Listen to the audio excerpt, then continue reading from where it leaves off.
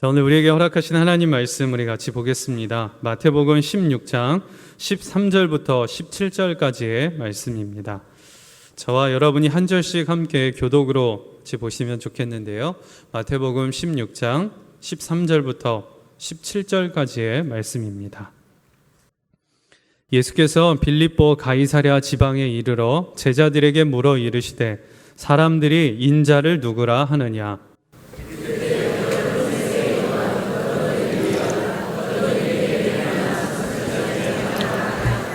이르시되 너희는 나를 누구라 하느냐.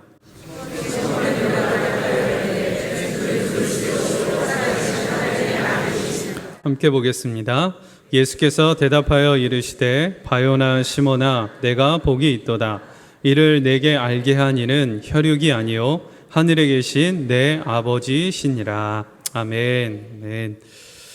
오늘 베드로가 예수님께 올려드렸던 이 고백, 그 고백의 내용을 가지고 우리가 오늘도 함께 은혜를 나누면 좋겠습니다.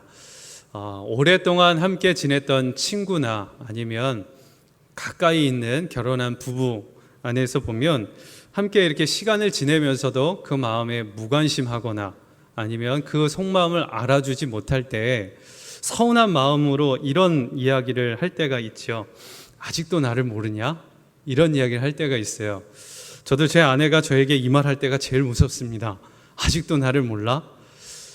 알 것 같은데도 잘 모르는 것 같은 그런 마음이 들 때가 있습니다. 근데 오늘 말씀을 묵상하면서 꼭 예수님이 저에게 그렇게 말씀하시는 것 같이 들려왔습니다.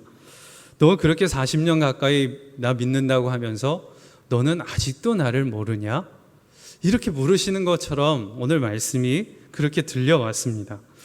여러분, 오늘 말씀을 우리가 함께 읽었는데 이 말씀을 읽으시면서 어떤 마음이 드셨어요? 과연 여러분은 예수님을 어떤 분으로 고백하고 계신가요? 예수님을 다 믿으시니까 이 자리에 오셨을 텐데 내가 믿는 예수님, 내가 고백하는 예수님, 그분은 과연 어떤 분이신가요? 우리가 예수님을 믿고 사랑한다고 말하지만 우리의 실상 그 삶의 모습을 돌아보면 정말 내가 예수님 믿는 사람 맞나? 내가 예수님을 믿는다고 하지만 내 삶 속에서 그 믿음이 정말 드러나고 있나? 이렇게 돌아볼 때가 있죠. 오늘 우리가 말씀을 통해 은혜를 나누면서 정말 예수님을 향한 믿음의 고백이 이것이어야 하는구나. 그리고 그 고백의 결단이 우리 안에서 일어나고 주님 앞에 분명히 서는 시간 되면 좋겠습니다. 자, 오늘 말씀을 보면 오늘 말씀은 이렇게 시작을 합니다. 예수께서 빌립보 가이사랴 지방에 이르러 라고 이렇게 말씀이 시작됩니다. 어떤 다른 행동이나 모습이 주어지는 게 아니라 지명이 말씀에 제일 먼저 나오고 있습니다. 빌립보 가이사랴, 도대체 이 지방은 어디이길래, 뭔 특징이 있길래 이렇게 지명이 먼저 나왔을까? 좀 한번 지도를 보면서 저희가 살펴보면 좋겠는데요. 이 빌립보 가이사랴 지방이 어디에 있느냐 보면, 자, 우리 지도를 좀 한번 띄워주실까요? 자, 이게 이스라엘 지도입니다. 이스라엘 지도 안에 보면 예수님께서 주로 활동을 하셨던 곳은 바로 여기 갈릴리 지방입니다. 저 위쪽 지방에. 그래서 갈릴리 호숫가를 중심으로 해서 그 지역에서 예수님께서 말씀을 전하시고 공생의 활동을 하셨지요. 자, 그러면 빌립보 가이사랴 이 지역이 어디에 있느냐? 바로 여기 별표 표시된 요 위쪽에 있습니다. 헬몬산이 제일 끝쪽인데 거기서 얼마 멀지 않은, 그러니까 이스라엘의 북단 지역에 위치하고 있는 지역이 이 가이사랴 빌립보입니다. 그러면 이 빌립보 가이사랴 지방에 왜 예수님은 제자들과 함께 여기로 가셨을까요?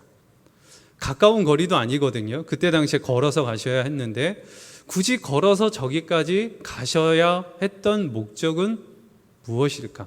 그냥 가셨을 일은 없는데 과연 저기에는 무엇이 있을까? 한번 돌아보면 좋겠습니다. 자, 요 사진이 있죠. 요 사진이 바로 빌립보 가이사랴 그 지방의 사진입니다.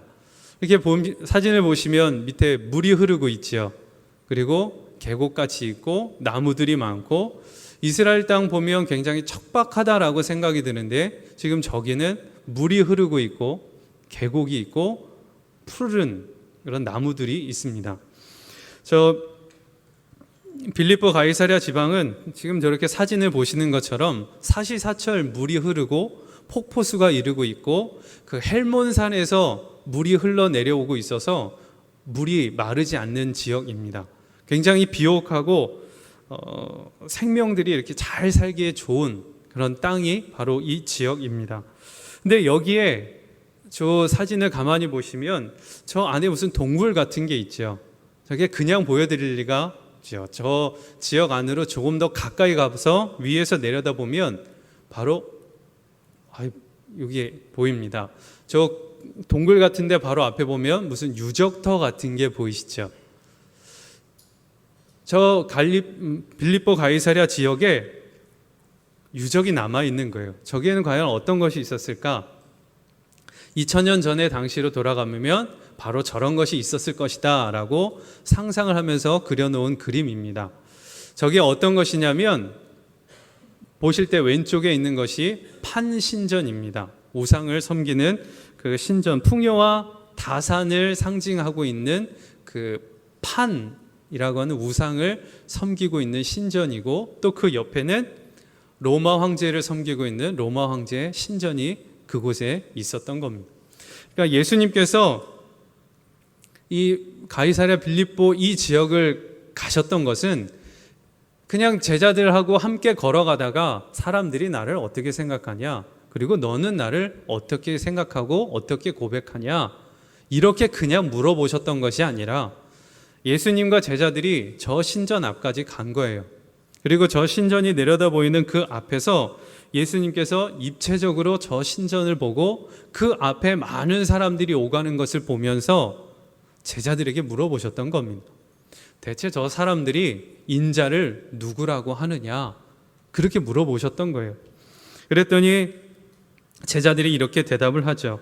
더러는 세례 요한, 더러는 엘리야, 어떤 이는 예레미야 선지자 중에 하나라고 이렇게 말을 한다라고 제자들이 대답을 했습니다.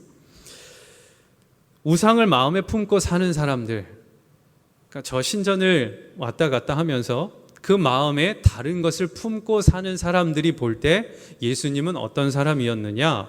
바로 세례 요한이거나 아니면 엘리야거나 예레미야 선지자 중에 한 사람으로 이렇게 생각을 하고 있다, 이렇게 대답을 한 겁니다. 이 사람들의 대답을 보면요, 예수님을 그저 훌륭하고 존경받을 만한 인물로 표현을 하고 있는 거예요. 우리로 쉽게 말하면 이렇게 이야기할 수 있는 겁니다. 어린이 위인 전집에 올라갈 만큼 인정받을 만한 훌륭한 사람으로 생각하고 있습니다. 그렇게 이야기를 하고 있는 거예요. 머리로는 훌륭하고 존경할 만한 사람, 이렇게 이야기는 하지만 마음속에서는 나하고는 상관없는 사람, 이렇게 이야기를 하고 있는 거죠. 마음에 예수님이 아니라 다른 것을 품고 사니 그 예수님을 향해 이렇게 고백을 할 수밖에 없었던 것입니다. 우상을 품고 사는 사람들의 고백이 바로 이와 같아요. 그런데 이것이 2000년 전에 저 우상을 섬기고 로마 황제를 섬기는 저 신전을 오가는 사람들만 그렇게 고백을 할까? 그렇지 않습니다. 지금 이 시대를 살고 있는 우리도 똑같습니다. 저 왼편에는 판신전이 있었고 오른편에는 로마 황제의 신전이 있었던 것처럼 오늘날도 똑같아요. 저 신전만 없다 뿐이지 사람이 경배의 대상이 되고 우상이 우리의 마음을 빼앗으려고 하는 똑같은 시대 속에서 우리가 살아가고 있는 것입니다. 저런 우상들이 또 내 자아가 우리의 눈을 가리고 우리의 마음을 빼앗으려고 그렇게 혈안이 돼서 우리의 마음을 무너뜨리려고 하고 있는 것입니다. 돈이 능력이고 바로 내가 주인 되는 이 세상 속에서 우리가 살아가고 있는 것이죠. 과연 이런 세상 속에 똑같은 이런 상황 속에서 우리는 과연 어떻게 예수님을 고백하고 어떻게 예수님을 바라봐야 할 것일까요? 그것을 좀 이야기하면 좋겠습니다. 자, 그러면 이 판신전은 어떤 곳이었느냐? 이 그림을 보시면 저 판신, 그러니까 그리스 로마 요 시대 때에 우상으로 믿고 있었던 판이라고 하는 신의 그림을 그린 것입니다. 머리에 뿔이 있고 피리를 불고 있고 다리를 보면 염소 같은 그런 그림이 있지요. 저게 풍요와 번영을 상징하는 신입니다. 저 신을 가만히 보면 그림에는 표현되어 있지 않지만 우람한 남근을 통해서 가축들을 많이 출산하고 낳게 된다. 그래서 풍요와 번영을 가져다 두는 신이다. 이렇게 믿고 있었던 거예요. 그래서 저 판을 신전에 모시고 그곳에 절을 하고 자기의 마음을 올려드렸던 거죠. 저렇게 판신전에서 판이라고 하는 우상을 섬기고 있었던 그 마음을 가만히 들여다보면 그 마음의 중심에는 딱 이 마음입니다. 잘 먹고 잘 살게 해주십시오. 내 삶이 풍요롭고 잘 살게 되는 그것을 위해서 저 신전을 찾았던 것입니다.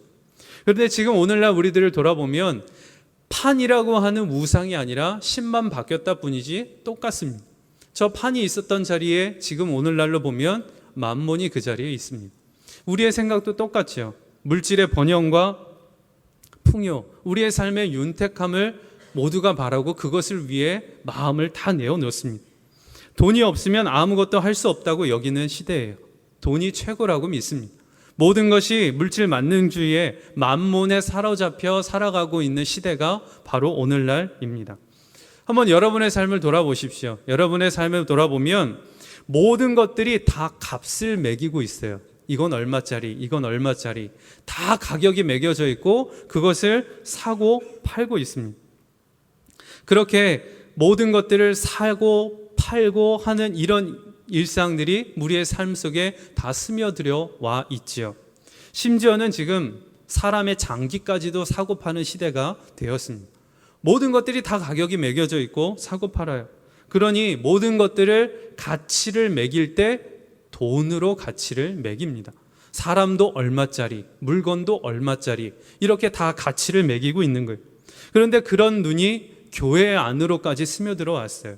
그래서 교회를 볼 때 성도 수가 몇 명인지, 헌금 규모가 어느 정도 되는지를 가지고 큰 교회, 작은 교회 이렇게 판단들을 하고 있습니다.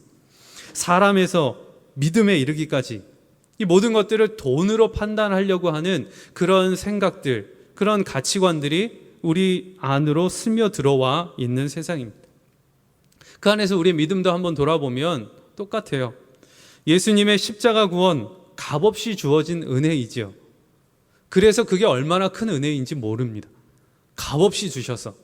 한번 여러분 상상해 보십시오. 여러분에게 예수님께서 십자가로 구속해 주셨는데 그 십자가 구원을 받기 위해 한 사람당 100억씩 돈을 내야만 그 구원을 받는다. 이렇게 한번 가정을 해보시면 그 십자가 구원이 얼마나 큰 건지 좀 가늠이 되시죠. 100억을 내야만 구원을 받는다. 이야, 이렇게 엄청나게 큰 그런 구원이야? 100억은 돈도 아니신 것 같은 표정이신데 어마어마하게 큰 엄청난 구원인 거죠. 그런데 그 100억을 대신 내줬다. 이렇게 생각해 보십시오. 어마어마하게 큰 은혜를 제가 입게 된 거죠. 근데 값없는 구원을 주셨다라고 하는 건 100억보다 더 큰 거라서 값으로 매길 수가 없다라는 표현이 그 안에 있는 거예요. 그런데 우리의 생각은 돈으로 이것들을 가치를 매기는 생각 속에 있다 보니까 값 없다 그러면 이게 얼마나 귀한지를 모르고 우리가 살아가고 있습니다. 우리는 어릴 때부터 모든 것들을 다 사고 파는 것에 익숙해져 있어요. 그래서 다 얼마짜리 이렇게 하죠. 그래서 먹는 것, 입는 것, 우리가 머리로 아는 지식과 지혜, 시간, 사랑 이 모든 것 다 살 수 있다라고 생각하는 게 우리 안에 나도 모르게 스며들어와 있습니다. 그러다 보니까 돈이 최고죠. 돈이 있어야만 내 삶의 모든 것들을 잘 이끌어갈 수 있을 것처럼 나도 모르게 생각하게 되는 거예요. 그러다 보니 돈이 능력이라 믿게 되고 돈 때문에 울고 돈 때문에 웃는 그런 삶을 살게 되는 거예요. 모든 것들이 다 돈에 따라 모든 생활이 바뀐다라고 우리의 머릿속에 다 각인이 되어 있는 거예요. 저 판 신 앞에 절하고 있는 거라. 그 만몬 신에 이끌려가면서 돈으로 모든 것을 보고 있는 거라. 크게 다를 바가 없는 거죠. 바로 이게 지금 우리들의 모습이라고 하는 겁니다. 자, 그리고 그 오른편에 또 로마 황제의 신전이 있었죠. 바로 아우구스투스 황제의 저 동상이 저 신전 안에 있었던 거예요. 그리고 사람들이 저 로마 황제의 신을 보면서 하나님의 아들로 그렇게 숭배를 하고 사람 앞에 절을 하고 있었던 겁니다. 근데 저 때만 그랬냐? 지금도 그렇습니다. 저 로마 황제가 있었던 저 자리가 싹 사라지고 그 자리에 무엇이 들어왔을까요? 바로 내 자아가 들어왔습니다. 내가 원하는 것, 내가 기뻐하는 것, 내가 원하는 대로 살아가는 그런 생각들이 우리 안에 들어와 있는 거죠. 하나님이 앉으셔야 할 그 자리에 하나님이 계시지 않고 저 바벨탑을 쌓는 것처럼 내가 그 자리에 앉아서 내가 원하는 대로, 내가 하고 싶은 대로, 내 생각과 내 뜻대로 하려고 하는 그런 교만함이 우리 안에 움틀거리고 있는 겁니다. 우리 주변을 한번 돌아보십시오. 모든 것들을 움직이는 것은 내게 유익함이 있느냐 없느냐 이걸 가지고 판단해요. 세상은요, 자기 이익을 계속해서 부추기는 그런 세상 속에 우리가 지금 살고 있습니다. 많은 이익을 남겨야 잘 사는 거예요. 물건 하나를 팔 때도 비싸게 값을 쳐서 팔아야 되죠. 물건을 하나 살 때도 싸게 사야 잘 샀다라고 이야기를 하죠. 여기서 잘 팔고 잘 산다 이렇게 기준하는 것은 나예요. 내 돈을 적게 들여서 사고 많이 들여서 팔고 내게 좋으면 잘한 거고 내게 좋지 않으면 불이익이 있는 거죠. 그러니까 모든 중심을 나로 생각하고 두고 있는 것입니다. 그런 것이 바로 지혜다라고 이야기를 하고 있습니다. 그러니 세상에서 계속 이것을 부추기고 있는 것은 너를 위해서 살아. 네가 좋은 게 제일 좋은 거야. 네가 원하는 대로 해. 너의 유익에 따라 그것을 살아가는 거야. 이렇게 우리에게 이야기를 하고 있어요. 그래서 그 부추김 속에 우리가 살다 보니 이제 어떻게 되었냐면 지독한 이기주의에 빠져서 나를 위한 삶으로 살아가고 있습니다. 한번 여러분 주변을 돌아보십시오. 이웃집 이사 오면 예전에는 떡도 돌리고 누가 살았는지 다 알죠. 근데 요즘은 어떠세요? 이웃집 누가 사는지 아세요? 거의 모르실 겁니다. 별 도움이 안 되니까요. 옆집에 누가 살든 말든 나하고 관심이 없으니까. 내게 유익되는 게 없으니까 별로 관심이 없어요. 근데 위아래 누가 사는지는 좀 관심이 생겨요. 층간소음 때문에. 누가 이렇게 뛰는 거야. 이런 어떤 피해나 어떤 내게 영향이 미쳐야만 누가 살고 있는지는 알지. 내게 유익함이 없으면 이젠 관심이 없어요. 그래서 지독한 이기주의와 개인주의 속에 우리의 생각이 다 빠져들고 있는 거죠. 모든 것들을 나를 중심으로 판단하고 있어요. 하나님이 앉으셔야 할 자리에 하나님이 아니라 내가 앉아서 내 생각으로 보는 겁니다. 근데 바로 그게 사단의 속임과 너무너무 비슷해요. 내 눈이 밝아져 하나님과 같이 될 것이다. 이렇게 속였던 사단의 속임수와 너무너무 비슷한 거죠. 우리가 발을 딛고 사는 이 세상 신전만 없다 뿐이지 똑같아요. 돈이 능력이라 믿고 내가 주인 되는 이 세상 속에서 우리는 지금 살아가고 있는 겁니다. 그 마음속에 다른 것을 품고 있으니 예수님은 그저 위인전에나 나올 법한 훌륭한 사람, 근데 나하고는 상관없는 사람, 그렇게 생각하며 우리가 살아갈 수밖에 없는 거예요. 예수님이 계시지 않으니까 그러면 어떻게 될까요? 이제 내가 믿고 싶은 대로 믿는 거예요. 내가 원하는 대로, 내가 보고 싶은 대로만 보고 듣고 싶은 대로만 듣는 거죠. 그러니 진리가 사라지고 모든 것들이 다 진리라고 아우성치는 그런 세상 속에 우리가 살게 됩니다. 제가 갈렙교회를 섬기는데 그 사무실 앞에 여성 2명이 앞에서 막 전도를 하고 계셨어요. 그래서 누군가 하고 이렇게 가만 보는데 우리 교회 성도님은 아니셨어요. 그래서 누군가 하고 이렇게 보니까 어머니 하나님을 아십니까? 이렇게 하나님 교회 오셔가지고 전도를 하고 계시더라고요. 이게 어디서 지금 내가 우리 영역인데 이 범위 앞에서 지금 뭐 하는 거야? 그래서 아침 잘 걸렸다. 그래서 신방을 가려고 성경책을 들고 딱 요 복장을 하고 제가 목사인 줄 알겠죠. 그 딱 왔는데도 움찔하지도 않는 거예요. 그러더니 저에게 전도를 하시더라고요. 어머니 하나님을 아십니까? 그러길래 도대체 어디 성경에 그런 게 써 있냐? 제게 좀 한번 설명 좀 해주십시오. 그랬더니 저보고 성경을 피라 하더라고. 그러면서 하나님께서 우리를 창조하셨던 그 창세기 1장 부분을 쫙 펴라고 하길래 폈어요. 그랬더니 그 성경에 보면 하나님께서 말씀하실 때 우리의 형상대로 남자와 여자를 지으셨다는 거예요. 우리 복수 형태고 남자와 여자를 지은 걸로 봐서는 하나님이 남자 하나님도 계시고 여자 하나님도 계시다는 거예요. 그래서 아버지 하나님이 계시고 어머니 하나님이 계신데 그 어머니 하나님이 여기 와 계시다고. 그래서 그분을 믿으라고 그렇게 얘기를 하시는 것이었어요. 근데 그 이야기를 듣다가 하도 터무니가 없어서 좀 이렇게 욱하는 것도 들고 그래서 제가 불쑥 물어봤어요. 제가 그래도 목사입니다. 제가 이걸 모를 것 같아서 지금 그 얘기를 하시는 건가요? 여기서 하나님의 우리라고 표현하는 것은 삼위일체 하나님, 성부, 성자, 성령을 이야기하는 것이고 하나님의 형상대로 남자와 여자를 지었다는 건 하나님이 남자고 여자 이렇게 있다는 게 아니라 하나님의 형상에 따라 남자와 여자를 동등한 인격체로 그렇게 지으셨다라고 하는 것을 성경에 기록해 놓으신 거예요. 그런 눈으로 봐야지 자기가 원하는 대로 그렇게 보시면 어떡합니까? 그렇게 얘기를 했더니 저를 착 째려 보시더라고요. 그러면서 그건 사람의 철학이라고, 사람이 말하는 거라고, 그거 믿으면 안 된다고 그렇게 얘기를 하시더라고요. 자기가 원하는 대로만 듣는 거죠.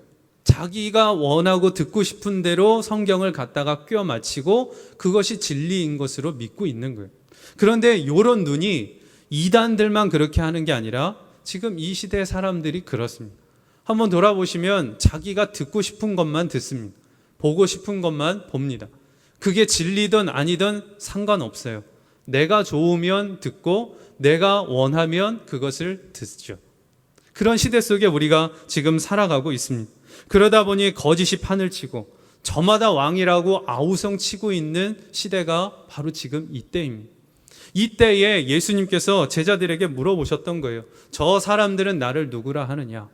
그랬더니 예수님은 훌륭한 사람, 존경할 만한 사람, 그렇게들 생각들을 하고 있습니다.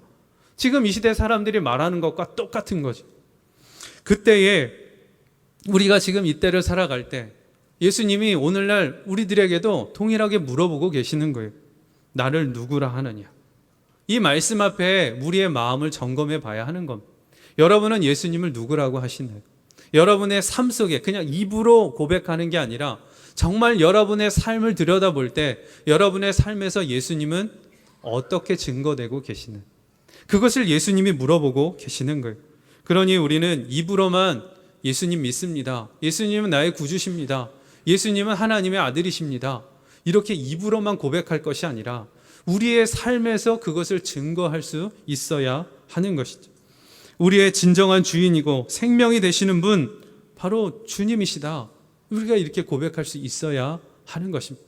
바로 예수님이 제자들을 향해 다시 물으셨던 것이 바로 이 질문이었어요. 오늘날 세상을 살아가는 여러분에게도 물어보시는 거예요. 그러면 너희는 나를 누구라 하느냐? 저 사람들이 나에 대해서 이야기하는 것 말고 그럼 너희는 나를 누구라 하느냐? 이렇게 물어보시는 거예요. 그때에 베드로가 이렇게 고백을 하죠. 주는 그리스도시요 살아계신 하나님의 아들이십니다. 이 고백이죠. 우리도 주님 앞에 드려야 할 고백이 바로 이것입니다. 우리의 삶에서 예수님이 그리스도시고 살아계신 하나님의 아들이시다라고 하는 것을 우리가 믿음으로 고백하고 주님 앞에 설 수 있어야 하는 것입니다. 자, 그러면 예수님은 그리스도시다라고 하는 이 고백은 어떤 것일까?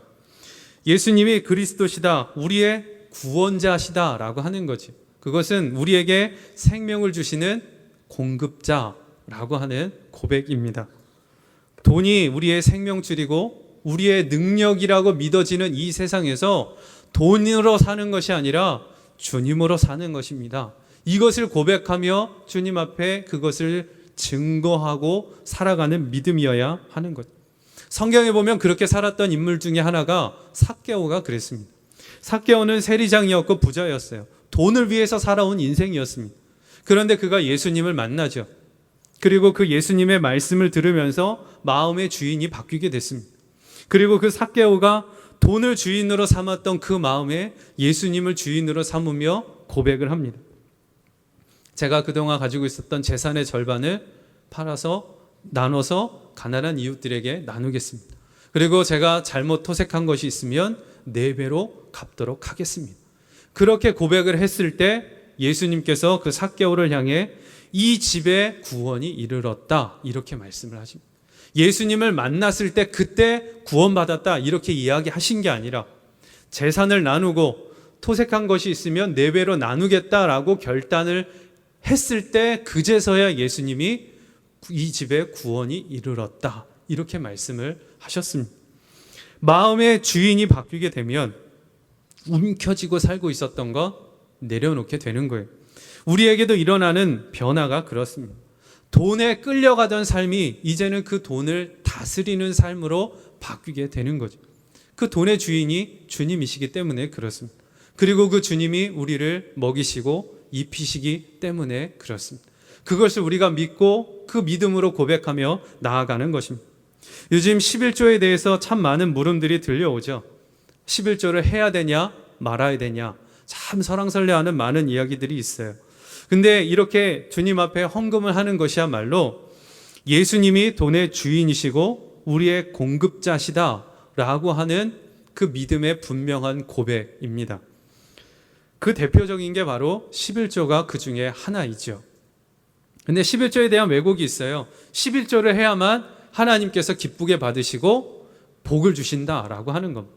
그런데 우리가 주님 앞에 헌금하는 그 믿음의 눈으로 보면 이건 헌금의 목적과 다른 거죠. 그거 아닙니다. 그리고 교회 운영을 위해서 11조를 강요하고 헌금하라고 하는 이것 상처로만 남죠. 교회 주보에 그 이름을 쭉 올리고 마치 서로 경쟁하는 것처럼 그렇게 헌금을 부추기고 있는 그런 모습. 과연 그것을 하나님이 보시면 그 헌금을 하나님이 기쁘게 받으실까? 절대 그렇지 않으실 것 같아요. 뭐하러 그렇게 헌금하고 있냐? 하나님이 그렇게 말씀하실 것 같아요. 11조는 그런 거 아니잖아요.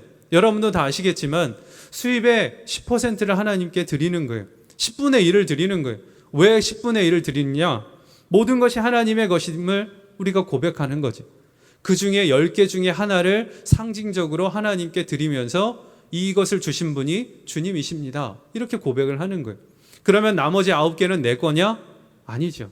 모든 게 다 주님의 것인데 하나를 상징적으로 드리고 남은 9개도 하나님의 뜻에 따라 제가 잘 사용하며 하나님의 통로로 사용하겠습니다. 라고 하는 청지기의 마음으로 주님 앞에 드리는 게 바로 헌금이지요. 그래서 이 헌금은 하나님의 일을 감당하는 레위 사람이나 제사장들에게 흘려줬고 공급책으로 흘러갔고 또 가난하고 힘든 이들을 위해서 그 예물이 흘러갔었던 거예요. 그런 목적으로 주님 앞에 헌금하고 내어드리는 거예요. 그러면 헌금하라는 거냐? 11조 하라는 거냐? 그 말하고 싶어서 이 말하는 거냐? 아니죠. 제가 여기서 이 헌금의 예로 든 것은 우리의 마음이 돈에 묶이며 살지 않도록 하는 그 믿음의 표현이 바로 이것이라는 것을 말씀하고 싶은 겁니다. 돈에 매여 사는 게 아니라 예수님이 우리의 주인이 되시면 모든 것이 주님의 것이라는 고백이 우리 안에 있게 된다는 거예요. 그리고 그것을 고백하면서 그것을 주님 앞에 드리면서 돈에 매이지 않는 삶으로 살 수 있게 된다는 거예요. 돈에 매여 사는 사람은 절대 11조 낼 수가 없습니다. 얼마나 피 같은 돈인데요. 10분의 1 적은 것 같지만 상당히 큰 돈입니다. 그 돈 못 냅니다. 그런데 이 모든 것이 주님의 것이라 믿어지면 감사하는 마음으로 드릴 수 있습니다.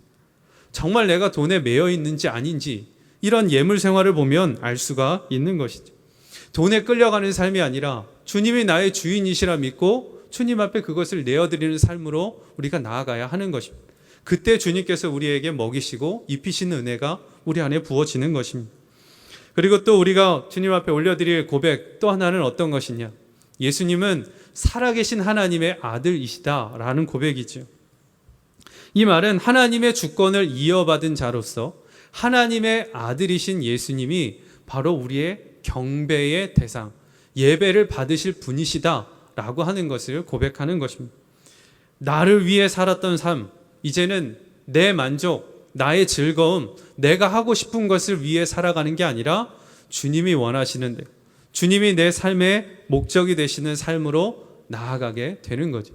그래서 나는 죽고 예수로 사는 그 믿음이 내 안에 실제가 되는 겁니다. 나를 위해 살아왔던 삶은요, 우상에 빠질 수밖에 없습니다. 나를 원하고 내가 원하는 대로 가다 보면 헛된 것을 붙들고 살 수밖에 없는 겁니다. 성경에서 그것을 보여줍니다. 40년 광야 생활을 했었던 이 이스라엘 백성들이 이제 가나안 땅으로 들어갈 때 하나님께서 그 이스라엘 백성들에게 계속해서 강조하신 것이 있어요. 가나안 족속들을 다 몰아내고 우상에 빠지지 말라고 그렇게 이야기를 하셨습니다. 그런데도 이스라엘 백성들은 가나안 땅에 들어가서 결국 우상의 마음을 빼앗기고 말죠. 왜 이스라엘 백성들이 그렇게 하나님이 말씀하셨는데도 바보라서 그렇게 우상에 빠졌을까요? 그렇지 않습니다. 이스라엘 백성들이요, 이제 광야의 생활을 하다가 가나안 땅으로 들어갈 때 어떤 일이 그들에게 일어났느냐? 광야에 있을 때는 하나님이 만나로 먹이셨습니다. 그런데 가나안 땅에 들어가서는 만나가 끊어졌어요. 그 땅의 소출을 먹으라고 하셨어요. 그 이야기는 농사를 지으라고 한 겁니다. 근데 이스라엘 백성들이 한 번도 농사를 지어본 적이 없습니다. 늘 하나님이 먹여주셨죠. 근데 가나안 땅에 들어가서 농사를 지어야 하는데 농사를 지어본 적이 없고, 근데 그 땅에서 살아왔던 가나안 사람들은 농사를 짓고 있었던 거지. 하나님이 그동안 먹여주셨다라고 하는 것은 믿고 있었지만 당장 지금 눈앞에 먹을 게 없으니까 두려움에 사로잡혀서 내가 어떻게든 먹어야 된다라는 생각에 사로잡힌 거예요. 그래서 농사를 배우려고 가나안 사람들과 어울리면서 그 농사를 배우다 보니 이 가나안 사람들이 농사를 지을 때 바알과 아세라 이 신을 믿고 그들이 성적인 교합을 가지면 하늘에서 비가 내린다고 믿었던 거지. 아, 하나님도 믿지만 일단 먹고 살아야 되니 이들이 믿고 있는 그 신도 믿으면서 비가 내려야 농사를 지어야 우리도 먹고 사니, 아, 하나님도 믿지만 이것도 믿어야 되는구나, 같이 가게 됐던 겁니다. 그러다 보니 하나님을 믿으면서 그 마음 안에 우상도 틈타 들어오게 됐던 거죠. 이스라엘 백성들이 괜히 우상에 빠진 게 아니라 그 마음의 본질로 들어가 보면 내가 어떻게든 먹고 살려고 하는 마음, 나를 위하는 마음이 그 안에 중심하고 있었던 것입니다. 나를 생각하고 나를 붙들려고 하는 마음, 그것은 결국 헛된 길로 빠지게 되고 주님의 길에서 떠나가게 되는 겁니다. 우리가 분명히 고백해야 할 믿음이 바로 이것입니다. 우리에게 먹이시고 인도하시고 이끄시는 분 주님이시다라고 하는 것. 그래서 성경에서는 누누이 말씀하시는 게 이거죠. 광야에서 누가 먹였냐는 거예요. 그 광야의 길을 걸어오는 동안 그 옷이 헤어지지 않고 발이 부르트지 않도록 누가 그렇게 해줬냐는 거예요. 그 낮에 그 땡볕 아래 그렇게 더울 때 구름 기둥으로 그 햇볕을 가려주고 그 밤의 매서운 추위 속에 그 온도를 지켜주는 불기둥을 누가 줬냐는 거예요. 하나님께서 광야의 길을 걷게 해주셨지만 그 순간순간 살아갈 수 있도록 공급하시고 이끄신 분이 누구시냐? 하나님이시다. 그러니 다른 것 믿지 말고 나를 위해 살지 말고 주를 위해 살아가라. 그것을 성경에서 계속해서 이야기하고 있는 것이다. 그러니 이제는 나를 위해 살아왔던 그것을 내려놓고 주님이 내 구주이시고 살아계신 하나님의 아들이시다 라고 하는 것을 믿고 주님 앞에 서야 하는 것입니다. 양은요, 스스로 무엇을 먹을까 고민하지 않습니다. 양이 할 일은 딱 하나밖에 없어요. 목자 따라가는 겁니다. 목자를 잃지 않는 거죠. 그러면 알아서 먹을 것을 먹게 되고 누울 것을 눕게 되는 거예요. 그게 사는 길이죠. 내가 무엇을 먹을까 입을까 그거 고민하면 그건 어리석은 양이죠. 우리의 선한 목자 되시는 분 예수님이십니다. 그 예수님이 우리와 함께 하시고 우리에게 공급하시고 우리에게 발길을 인도해 주시는 것. 그러니 이제는 나를 향하고 있었던 그 눈을 이제 주님께로 돌리는 거지. 그게 바로 사는 것입니다. 바로 그 고백이었어요. 예수님을 향해 베드로가 그 고백을 했던 것입니다. 주는 그리스도시요 살아계신 하나님의 아들입니다. 이 고백을 들으시고 주님이 너무너무 기뻐하셨어요. 내가 복이 있다.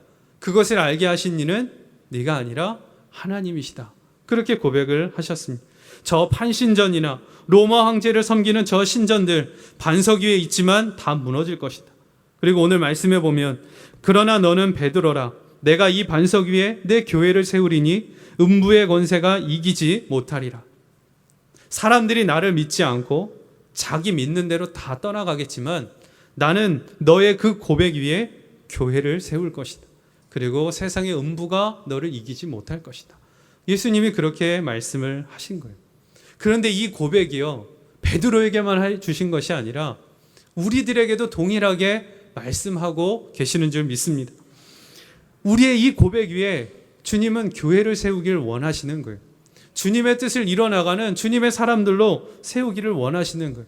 세상이 결코 이길 수 없는 그 교회, 그것을 우리의 이 고백 위에서 세우기를 원하시는 겁니다.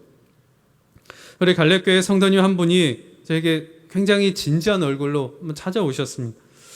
예수님을 내가 정말 잘 믿고 있는 건지 아닌지 너무너무 답답하다고 하시면서 오셨어요.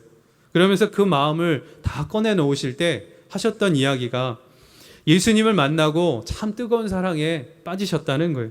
그래서 그렇게 좋아했었던 술, 쾌락, 여자, 음란함 뭐 이런 것들을 다 끊고 이제는 주님 앞에 돌아섰다는 거예요.